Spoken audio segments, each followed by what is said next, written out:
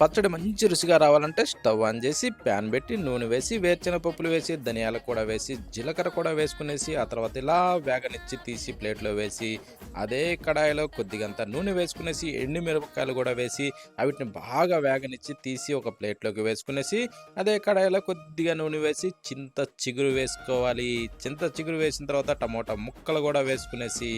ఇలా సన్న మంట మీద బాగా వేగనివ్వాలి. ఇలా వేగిన వాటిని తీసి చల్లారనిచ్చి రోలు సిద్ధం చేసి రోట్లో ఫ్రై చేసిన వాటిని వేసుకునేసి ఇలా మెత్తగా దంచేసి ఈ విధంగా దంచినాక రుచికి సరిపడా సాల్టు వెల్లుల్లి రెమ్మలు వేసి ఇలా దంచి ఫ్రై చేసిన ఈ చింత చిగురు టమోటా వేసి ఇలా మెత్తగా దంచి కొద్దిగా నీళ్ళు పోసి ఇలా రుబ్బి తీసి ఒక బౌల్లోకి వేసుకునేసి స్టవ్ ఆన్ చేసి కడాయి పెట్టుకొని నూనె వేసి తాలింపు గింజలు వెల్లుల్లి రెమ్మలు వేసి ఎండుమిరపకాయలు ఇంగువ కరివేపాకు రోట్లో దంచిన పచ్చడి కూడా వేసి ఇలా ఫ్రై చేసి కొద్దిగా ఉల్లిపాయ ముక్కలు వేసుకునేసి వేడిగా సర్వ్ చేసుకొని తింటే